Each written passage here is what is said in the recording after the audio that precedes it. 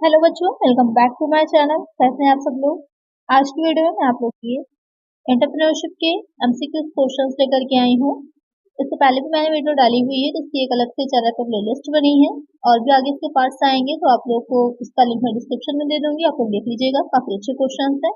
आज की वीडियो में भी ऐसे ही कुछ इंपॉर्टेंट क्वेश्चन रहेंगे। तो आई वीडियो को शुरू करते हैं, लेकिन शुरू करने से पहले जिन बच्चों ने सब्सक्राइब नहीं किया सब्सक्राइब कर लीजिए, फ्रेंड्स तक वीडियो को शेयर भी कर दीजिएगा और वीडियो अच्छी लगेगी, हेल्पफुल होगी तो वीडियो को लाइक करिएगा।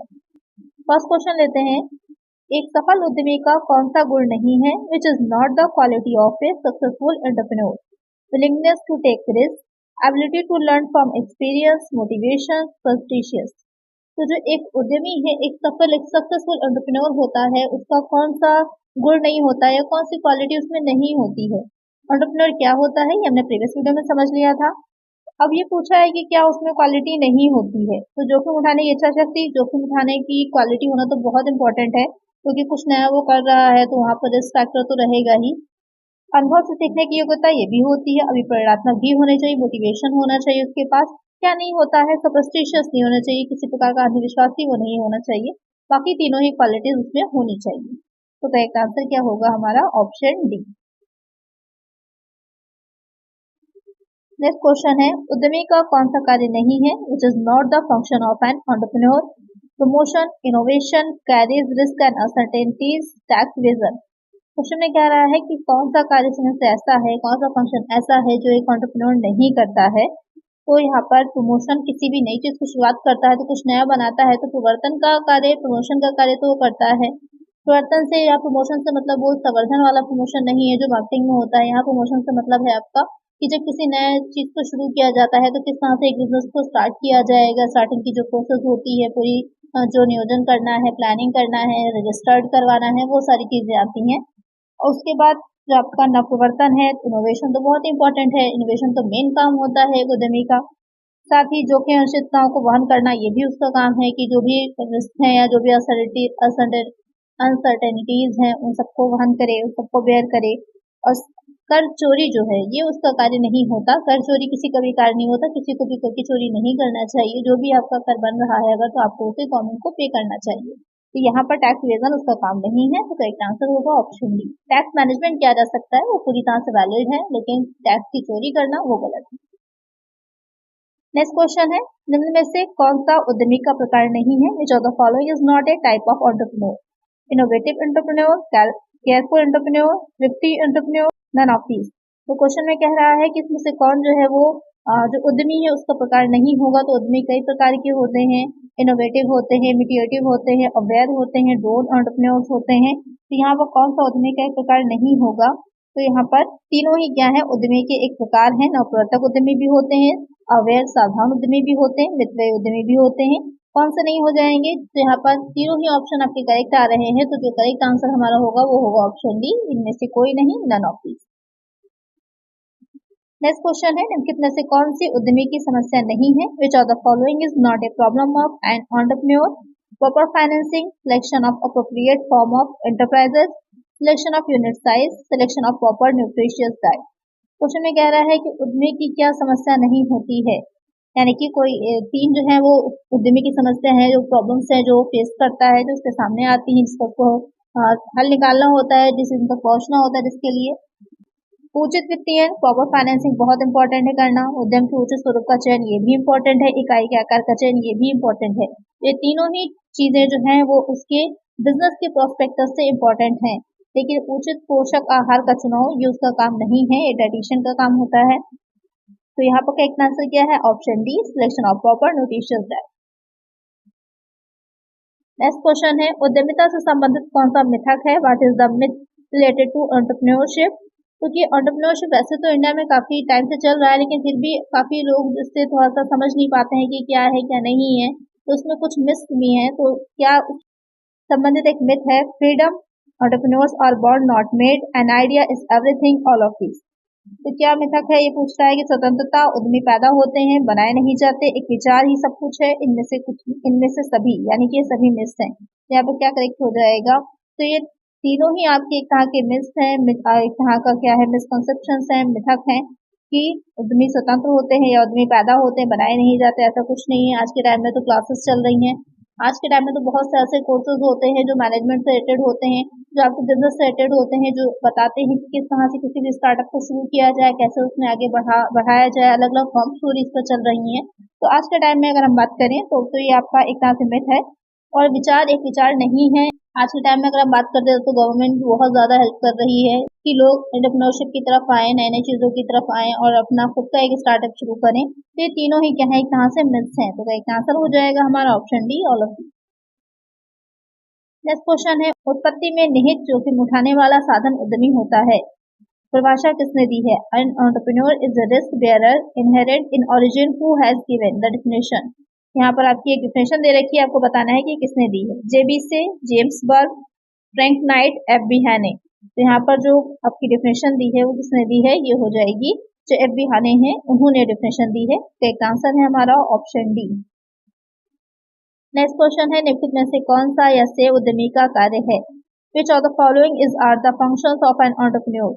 Provision of necessary capital, appointment, innovation, all of these. तो उद्यमी के कार्य की अगर बात करें तो तीनों ही उद्यमी के कार्य होते हैं कि प्रोविजन करना कि कितनी कैपिटल की उसे आवश्यकता पड़ेगी, साथ ही जो नियुक्तिकरण का काम भी करता है, इनोवेशन भी करता है। तो ये तीनों ही कार्य किए जाते हैं एक उद्यमी के द्वारा। तो यहाँ पर एक आंसर है हमारा option D, all of the. और कौन से कार्य करता है? तो आपका क्रिएशन है, आइडिया का करता है, प्रमोशन करता है, परिवर्तन करेगा, इनोवेशन करता है, बेयर करता है रिस्क को, अनसर्टेनिटीज को, अरेंज करता है रिक्वायर्ड कैपिटल को, स्टॉपिंग नियुक्तिकरण का या अपॉइंटमेंट का काम करता है। तो ये सारे कार्य जो होते हैं वो जो उद्यमी है, जो एंटरप्रेन्योर है, उसी के द्वारा किए जाते हैं। तो एक आंसर है हमारा option D, all of these.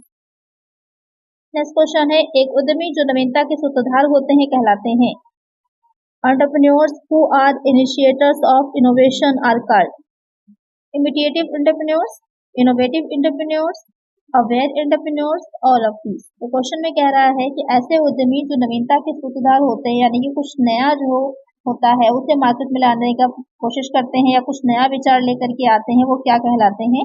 वो हो जाते हैं आपके इनोवेटिव, यानी कि जो आपका नवप्रवर्तक उद्यमी होता है वो हो जाता है। तो एक आंसर क्या हो जाएगा हमारा ऑप्शन बी। नेक्स्ट क्वेश्चन है, ऐसा उद्यमी जो नवप्रवर्तक उद्यमियों द्वारा आरंभ किए गए सफल नवकरणों को अपने उद्योग में अपना लेता है कहलाता है। An entrepreneur who adopts successful innovation started by innovative entrepreneurs in his industry is called। तो यहाँ पर आपको बताना है एक इस तरह का उद्यमी है जो इनोवेटिव उद्यमी होते हैं, उन्होंने जो चीजें आविष्कार करी हैं, जो बनाई होती हैं, उसी के जैसा ही अपना उद्यम जो होता है या उसकी ही टेक्निक को, उसके तरीके को या उसी के जैसा बिजनेस अपना भी बना लेते हैं, वो क्या कहलाते हैं या किस तरह के उद्यमी होते हैं? वे आपके चार ऑप्शन हो जाएंगे। एक पहला हो जाएगा इमिटेटिव एंटरप्रेन्योर्स हो जाएंगे, इनोवेटिव हो जाएंगे और अवेयर एंटरप्रेन्योर्स हो जाएंगे, या फिर लेजी एंटरप्रेन्योर्स यानी कि आलसी उद्यमी। तो यहाँ पर वो कौन से होते हैं जो कॉपी कर लेते हैं या उसी के जैसा बना लेते हैं अपना? वो हो जाते हैं इमिटेटिव एंटरप्रेन्योर्स, अनुकरणीय या फिर नकलची उद्यमी भी इसे बोला जाता है, क्योंकि अनुकरण कर रहे हैं, फॉलो कर रहे हैं जो इनोवेटिव एंटरप्रेन्योर है उसको, इसलिए इनको अनुकरणीय या फिर नकलची उद्यमी कहा जाता है। तो एक आंसर है ऑप्शन ए। नेक्स्ट क्वेश्चन है, ऐसा उद्यमी जो सफल नवकरणों की नकल बहुत सावधानी से करता है अथवा अनुकरणों के प्रयोग को टालने की प्रवृत्ति रखता है कहलाता है।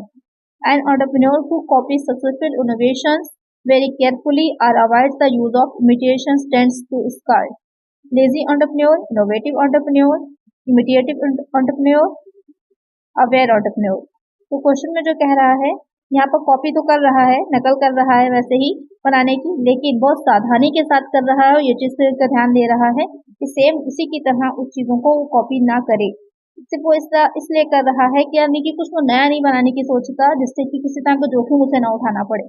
तो वो कौन सा उद्यमी होता है? वो हो जाता है अवेयर एंटरप्रेन्योर, यानी कि सावधान उद्यमी। एक आंसर हो जाएगा हमारा ऑप्शन डी। नेक्स्ट क्वेश्चन है, ऐसा उद्यमी जो नवकरणों के प्रति उदासीन होता है एवं आरामदायक जीवन व्यतीत करना पसंद करता है कहलाता है। An entrepreneur who is indifferent to innovations and prefer to lead a comfortable life is called lazy entrepreneur, innovative entrepreneur, imitative entrepreneur, aware entrepreneur. तो क्वेश्चन में कह रहा है कि इस तरह का उद्यमी है जो कि नया कुछ भी इन्वेंशन करने के प्रति लेजी है, उसको कोई फर्क नहीं पड़ता है कि कुछ नया वो बना रहा है नहीं बना रहा है, और एक तरह से वो कंफर्टेबल लाइफ, लग्जरियस लाइफ अपनी जीना चाह रहा है, तो वो किस तरह का उद्यमी है, वो कहलाता है आपका आलसी उद्यमी, लेजी एंटरप्रेन्योर। तो एक आंसर हो जाएगा, या इसको ड्रोन एंटरप्रेन्योर भी कहा जाता है। तो एक आंसर हो जाएगा ऑप्शन ए। नेक्स्ट क्वेश्चन है, वह योग्यता जिसके द्वारा व्यक्ति उन वस्तुओं या विचारों का उत्पादन करता है जो अनिवार्य रूप से नए हो और जिन्हें पहले से ना जाना जाता हो। The ability by which a person produce things or ideas which are essentially new and which are not known before. Planning, conviction, creativity, none of these. तो क्वेश्चन में ध्यान से दीजिएगा क्या कह रहा है कि इस तरह की एबिलिटी जो ऐसे यानी कि जो व्यक्ति हैं या उन वस्तुओं या विचारों का उत्पादन जिनके द्वारा किया जा रहा है जो नई है, यानी कि पहले से उनको नहीं जाना जाता था। मतलब कहने का ये है कि कुछ नया विचार लाना, कुछ नया बनाना, कुछ नई प्रोडक्ट लाना जो पहले से नहीं जाना जाता हो। इस तरह की एबिलिटी को, इस तरह की योग्यता को क्या कहते हैं? नियोजन, संवहन, सृजनात्मकता इनमें से कोई नहीं। तो जब भी कुछ नया बनाने की बात आ रही, कुछ क्रिएटिविटी की बात हो रही होती है, तो उसे कहा जाता है सृजनात्मकता, क्रिएटिविटी। यानी कि कुछ आप नया क्रिएट कर रहे हैं, कुछ नया सोच रहे हैं। मैं देखा होगा अपने आसपास भी बहुत से ऐसे लोग होते हैं जो बिल्कुल वेस्टेज चीजों से भी कुछ नया बना देते हैं। घर की बिल्कुल वेस्टेज चीजें जिनको आप यूज नहीं कर रहे, लेकिन उससे वो कुछ नया बना लेते हैं। तो क्रिएटिविटी ही होती है, उनकी सृजनात्मकता होती है। तो इसका आंसर है हमारा ऑप्शन सी। नेक्स्ट क्वेश्चन है, निम्नलिखित में से कौन सृजनात्मकता का तत्व नहीं है? Which of the following is not an element of creativity? Fluency, flexibility, non originality, elaboration. Question में कह रहा है कि क्या जो क्रिएटिविटी होती है उसका एक तत्व नहीं है। तो क्रिएटिविटी यहाँ पर क्यों यूज किया गया है? क्रिएटिविटी या सृजनात्मकता होती है जो व्यक्ति इनोवेट करते हैं कुछ नया, उनका एक बहुत बड़ा गुण होती है। सृजनात्मकता होता है कि कुछ नए तरीके से सोचना, कुछ नया क्रिएट करना। आपने देखा होगा आपके घर में, आपके आसपास बहुत से ऐसे लोग हैं, बिल्कुल वेस्टेज चीजें जो आपके बिल्कुल यूज की नहीं है, उससे भी कुछ नया बना लेते हैं, कुछ अच्छा बना लेते हैं, कुछ यूजफुल बना लेते हैं। तो वहां पर वो क्या है, वो क्रिएटिव होते हैं, कुछ नया क्रिएट कर पा रहे होते हैं, कुछ नए तरीके से चीजों को सोच पा रहे होते हैं, देख पा रहे होते हैं। तो क्या उसका तत्व नहीं होता है? फ्लुएंसी भी होती है, प्रवाह भी होता है कि कुछ नए तरीके से क्या आपका सामने क्या समस्या है, उसमें नए नए चीजों को ढूंढ पाना। साथ में जो विविधता होती है यानी कि फ्लेक्सिबिलिटी है कि उसके हमने समस्याएं तो ढूंढ लिया, उनके हमको विकल्प भी ढूंढने हैं कि क्या अलग अलग विकल्प हो सकते हैं। साथ ही जो अमौलिकता है नहीं होती, बल्कि इसमें मौलिकता होती है, ओरिजिनलिटी होती है। अगर आपने दूसरे की चीज ही कॉपी कर ली तो आप क्रिएटिव कहाँ से हो गए? क्रिएटिव तो तभी होंगे ना जब आप कुछ अपना नया सोचेंगे। तो नॉन ओरिजिनलिटी या फिर जो आपकी अमौलिकता है वो नहीं होती। बाकी इलेबोरेशन होना, विस्तार करना, यानी कि उन चीजों में और चीजें लेकर के आना, नया नया कुछ जोड़ना, नए विचारों को ऐड करना, वो सारा आपका हो जाता है सृजनात्मकता का तत्व। उसमें क्या नहीं आएगा? अमौलिकता। तो इसका आंसर होगा हमारा ऑप्शन सी। नेक्स्ट क्वेश्चन है, निम्नलिखित में से कौन सा नवाचार का प्रकार नहीं है? Which of the following is not a type of innovation?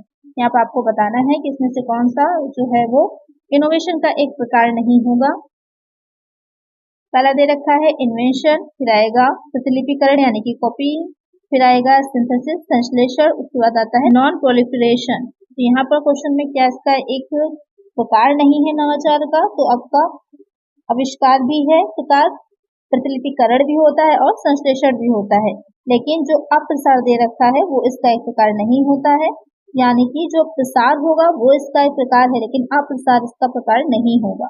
तो इसका आंसर क्या हो जाएगा हमारा? Option D. नेक्स्ट क्वेश्चन है, निम्नलिखित में से कौन सा नवाचार की प्रक्रिया का चरण है? Which of the following is the stage of the process of innovation?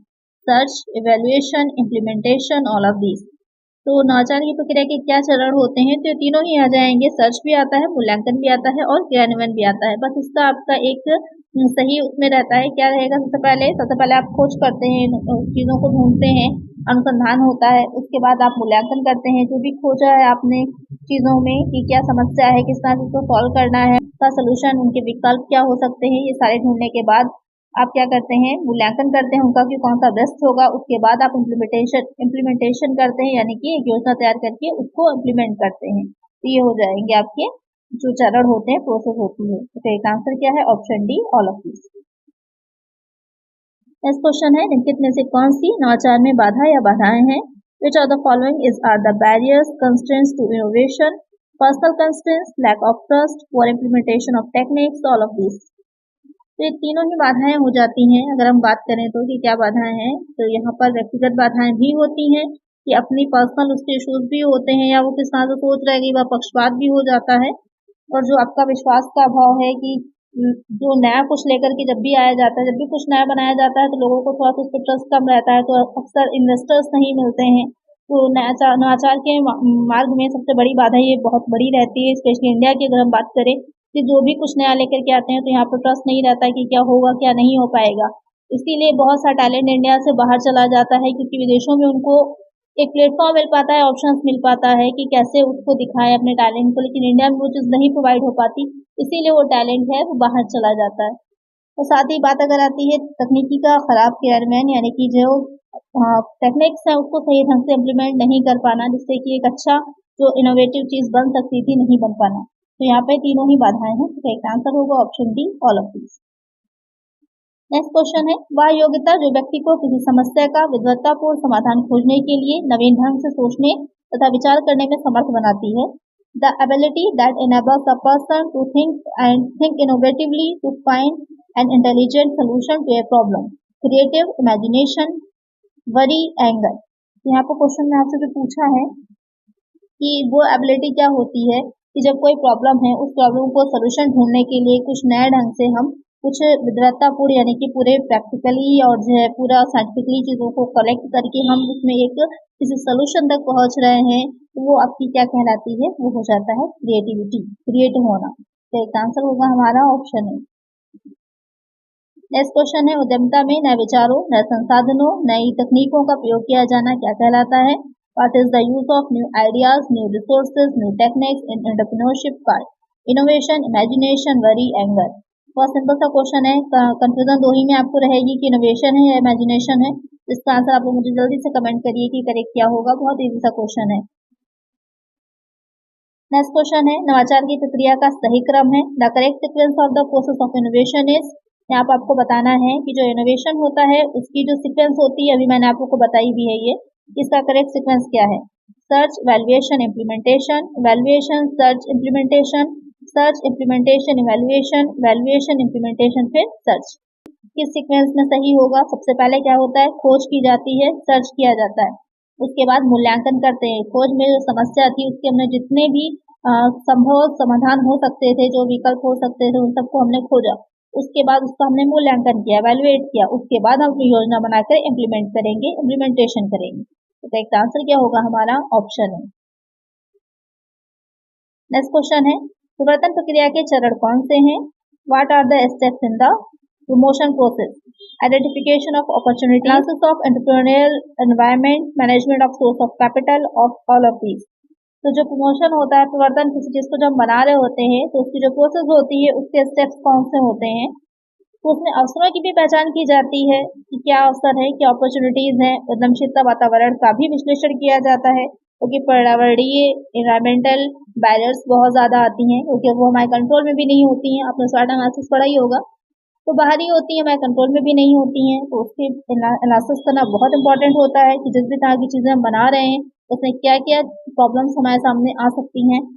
पूंजी के स्रोतों का प्रबंध, ये भी बहुत इंपॉर्टेंट है कि कहाँ से हमको कैपिटल मिलेगी, उसके सोर्सेस क्या होंगे, उसकी कॉस्ट क्या होगी, उसका प्रबंध करना, मैनेजमेंट देखना। तो ये तीनों ही चरण में आ जाएगा।